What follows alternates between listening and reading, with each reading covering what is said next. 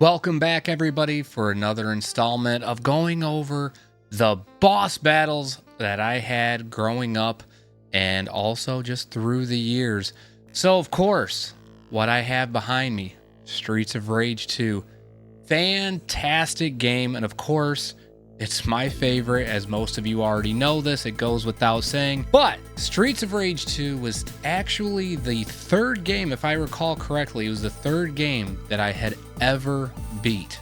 But when I first played this game, I felt like, number one, it was impossible to beat, even on the normal difficulty, because up to that point, I really hadn't played a slew of games in general, let alone one of the degree of difficulty that this one imposed on me as a child. So it was hard enough for my little childhood brain to traverse the game and beating each level's boss, and thought that those were hard in of themselves, let alone did I know my little brain was going to be tasked with trying to get through the elevator sequence in level 7. And then once I got through that, of course, we had the little hoppy skippity doo-dah robots at the top that with their flails just going around beating the crap out of you, just adding to the frustration. And then finally getting through that, I was like, okay, we're on to level 8. And I felt like it was the last level, even though I didn't know it was the last level because I had no idea how many levels there were in the game up to this point.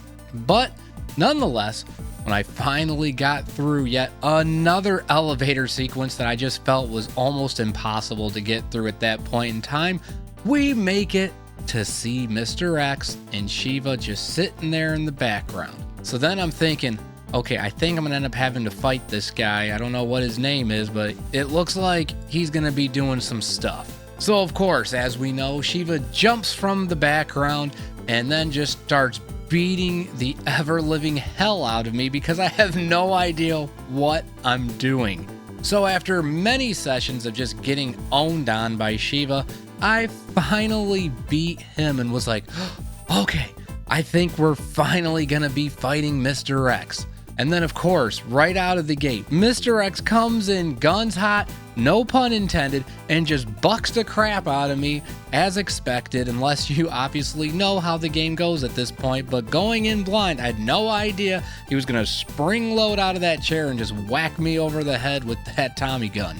And if it wasn't already frustrating enough every single time he would run to a corner and start shooting and you felt like there was no way to escape it, you had to go through all the herds of Galzias and Donovans that kept respawning the entire fight. And after all that pain and anxiety, just going through all of that, finally defeating Mr. X at the end, my God, it was the most satisfying feeling I think I ever had beating a game. Because that was the game, as a child, that was the one that really pushed me to the point of I felt like it's either you're going to be a gamer or you're just gonna kind of leisurely play stuff, because this game had so many layers to it on trying to keep tabs on so much going on. It was going to train you to have that gamer brain of trying to break down a lot of things going on all at once. But Mr. X, my God, talk about one of your most epic boss battle experiences. For me, that has to be one of the top-notch boss battles I've ever had. So next on my list is none other than Sonic the Hedgehog 2. And believe it or not, I actually beat this game after I beat Streets of Rage 2. Although I did get this on Christmas and got it before Streets of Rage 2, I never did get around to actually beating it because I just felt it was so hard at the time, and I thought that it was going to be damn near impossible to beat. I can't recall what level it was that I used to get stuck on. I want to say it was like somewhere around 5, maybe 6. But I can honestly say when I finally made it all the way to the end of the game and we got to Mecha Sonic, that used to frustrate the hell out of me because I felt like it was impossible to hit because you started off with 0 rings. So you make one bad move out of this whole sequence and you're screwed. So I can't tell you how long it took me to finally figure out how to even just hit Mecha Sonic, let alone going up against Dr. Robotnik and his big robot with the spiked hands and then the jetpack on the back. But of course, after all the pain and suffering, I finally got through Mecha Sonic, and when I finally did that, I didn't even get that sigh of relief. I was just like, man, what is going to be next? Because I knew it was going to be Dr. Robotnik, and I just didn't know what it was that I was going to have to beat. And again, similar to Mecha Sonic, I felt like this boss was impossible to hit because it kept feeling like I was getting hit by those spikes on his hands. And then when I figured out how to get behind him, I felt like you were just going to get hit by the fire on his jetpack. So little old me was just sitting there just going, this is impossible. There's no way to hit him.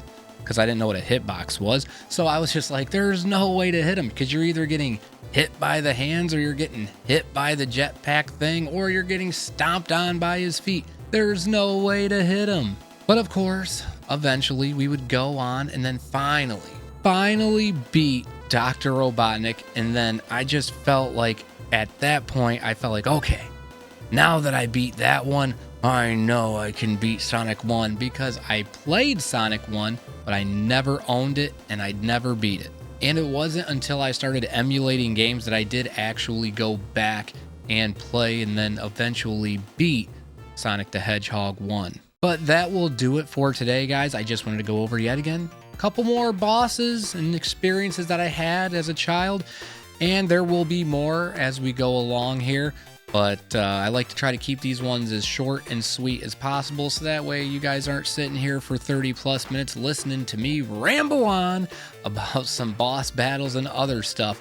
So with that being said, thanks again for watching, everybody, and then I'll be seeing you in the next video.